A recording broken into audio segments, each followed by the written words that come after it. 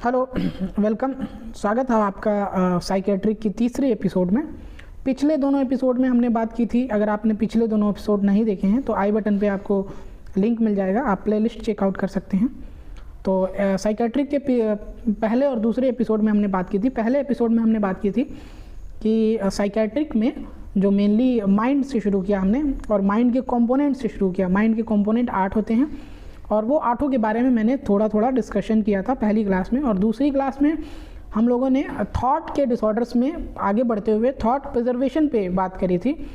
तो ये आज की तीसरी एपिसोड 3 तीसरी क्लास है, जिसमें हम लोग बात करेंगे थॉट डिसऑर्डर पर जो कंटेंट लेवल के होते हैं। अगर आप नए अभी आ रहे हैं, इस चैनल पे पहली बार विजिट कर रहे हैं, तो हमारी प्लेलिस्ट चेक कर सकते हैं। यहाँ पे नर्सिंग रिलेटेड चीज़ों को आसान तरीके से समझाया जाता है। और अगर आप पहली दफ़ा नहीं आ रहे हैं तो इस एपिसोड्स को लाइक करें, और अगर आप पहली दफ़ा आ रहे हैं तो सब्सक्राइब का बटन दबाएं और बेल आइकन को दबाना ना भूलें, क्योंकि अगली बार जब क्लास में अपलोड करूं तो इसकी नोटिफिकेशन आपको चली जाए। ठीक है, तो एपिसोड 3 में आगे बढ़ते हुए हम लोग शुरू करते हैं थॉट डिसऑर्डर कंटेंट लेवल पे जो होते हैं वो थॉट डिसऑर्डर। ठीक है, मैं आपको याद दिलाता चलूँ कि इससे पहले हम लोगों ने क्या क्या पढ़ा था। इससे पहले जो पढ़ा था उसको एक बार रिवाइज कर लेते हैं। इससे पहले पढ़ा था हम लोगों ने कि थॉट डिसऑर्डर प्रोग्रेशन लेवल पे कुछ होते थे। पहला होता था एसोसिएशन ऑफ लूजनिंग, दूसरा फ्लाइट ऑफ आइडिया, तीसरा क्लैंग एसोसिएशन, चौथा थॉट प्रिजर्वेशन, पांचवा थॉट ब्लॉक, छठा सरकमस्टेंसिबिलिटी, सातवां टेंजेंशियबिलिटी, आठवां थॉट इनकोहेरेंस, नौवां पॉवर्टी ऑफ आइडिया। और आज हम लोग पढ़ेंगे थॉट डिसऑर्डर जो कंटेंट लेवल पे होते हैं। तो थॉट डिसऑर्डर कंटेंट लेवल पर मेनली 3 होते हैं। पहला फोबिया, दूसरा ऑब्सेशन, तीसरा हाइपोकॉन्ड्रेसिस और चौथा डिल्यूजन। तो फोबिया और ऑब्सेशन ये हम लोग बहुत डिटेल से पढ़ेंगे कभी और, जब हम लोग डिसऑर्डर्स डील करेंगे।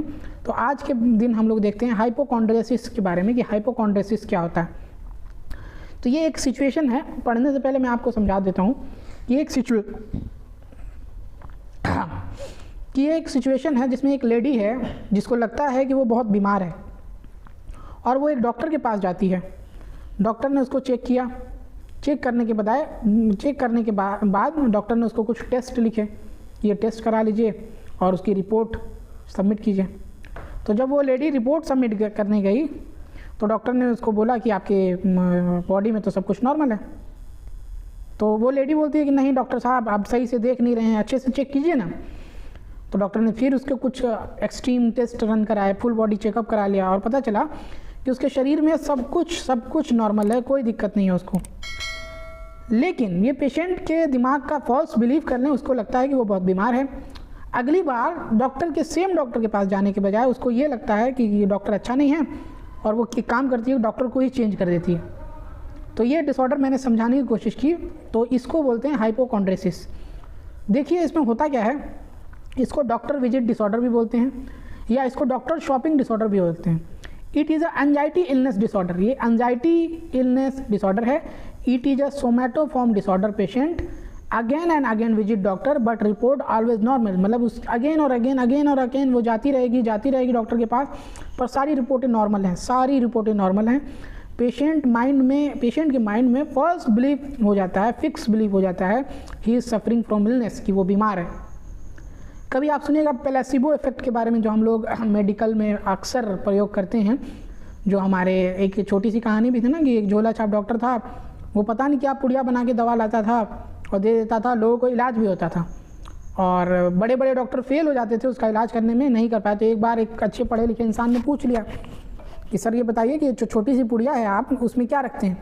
तो उस डॉक्टर का पहले तो डॉक्टर ने जवाब नहीं दिया, बाद में बहुत डिस्कशन करने पर डॉक्टर ने जवाब दिया कि इसमें होता कुछ नहीं है, ग्लूकोज होता है बस, ग्लूकॉन डी। तो इससे ठीक कैसे हो जाता है? क्योंकि पेशेंट के माइंड में फॉल्स बिलीफ बना हुआ है कि वो डॉक्टर हमको देखेंगे तो हमारा सारा रोग ठीक हो जाएगा, इसीलिए उसके सिर्फ ग्लूकोज देने पे पेशेंट का डिसऑर्डर जो है वो ठीक हो जाता है। तो हाइपोकॉन्ड्रेसिस के बारे में हम लोग बात कर रहे थे। तो हाइपोकॉन्ड्रेसिस को ट्रीट कैसे करेंगे? तो हाइपोकॉन्ड्रेसिस को ट्रीट करेंगे हम लोग साइकोथेरेपी देके। हाइपोकॉन्ड्रेसिस को ट्रीट कर सकते हैं हम लोग इंडिविजुअल थेरेपी देके, एंटी एंजाइटी ड्रग देके, एंटी डिप्रेशन ड्रग देके। ड्रग ऑफ चॉइस इसकी फ्लुक्सोटीन, SSRI है fluoxetine, serum serotonin reuptake inhibitor बोलते हैं। तो ये एंटी डिप्रेशन वाली ड्रग है, एंटी एंजाइटी दवा है। Drug of choice fluoxetine, SSRI। Treatment याद कर लीजिए, साइकोथेरेपी देंगे, इंडिविजुअल थेरेपी देंगे, एंटी एंजाइटी ड्रग देंगे, एंटी डिप्रेशन ड्रग देंगे और ड्रग ऑफ चॉइस का नाम रहेगा फ्लुक्सोटीन।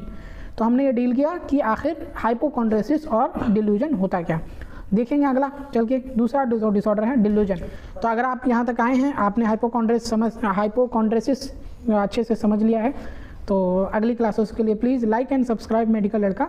और आप हमारी पहले की 3 क्लासेस भी देख सकते हैं, मैं आई बटन पे लिंक दे दूंगा, आप दूसरी क्लासेस चेकआउट कर सकते हैं, चेकआउट कीजिए।